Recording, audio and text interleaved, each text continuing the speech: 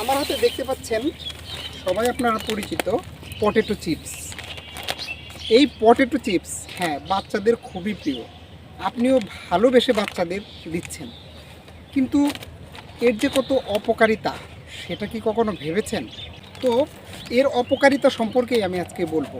আপনি কি এটা আলুর চিপস খাওয়াচ্ছেন নাকি বিষ খাওয়াচ্ছেন আপনার বাচ্চাকে? প্রথম কথা হচ্ছে, এটা যে তৈরি হয়, আলুর চিপসটা যে তৈরি হয়, এটার জন্য অনেক উচ্চ তাপমাত্রায় এটাকে ভাজতে হয়। সেজন্য এটাতে তৈরি হয় অ্যাক্রিলামাইড নামক একটা কেমিক্যাল। এই অ্যাক্রিলামাইড কেমিক্যালটি, এটাকে বলা হয় হচ্ছে কার্সিনোজেন, অর্থাৎ এটা কিন্তু ক্যান্সার তৈরি করে।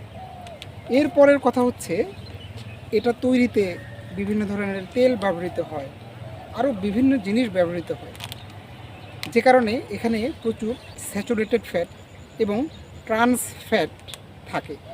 এই স্যাচুরেটেড ফ্যাট এবং ট্রান্স ফ্যাটের কারণে আপনার বাচ্চা দেখতে হবে নাদুস নুদুস, কিন্তু তার হৃদরোগ, স্ট্রোক, উচ্চ রক্তচাপ, এগুলো বিভিন্ন কিছু হওয়ার কিন্তু সম্ভাবনা রয়েছে। এরপর আসুন, এখানে থাকে হাই সোডিয়াম। এই হাই সোডিয়ামের কারণেও ভবিষ্যতে বাচ্চার উচ্চ রক্তচাপ হতে পারে, স্ট্রোকের সম্ভাবনা আছে, হার্ট ডিজিজ হওয়ার সম্ভাবনা আছে।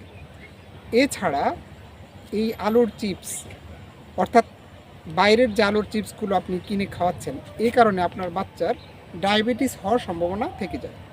এছাড়া এখানে যেহেতু প্রোটিন, মিনারেলস, ভিটামিন এগুলো কোনো কিছুই নেই, শুধুমাত্র বেশি পরিমাণে থাকে ফ্যাট এবং কিছু অকেজো উপাদান, যা আপনার বাচ্চার ওজন বাড়িয়ে দেয়।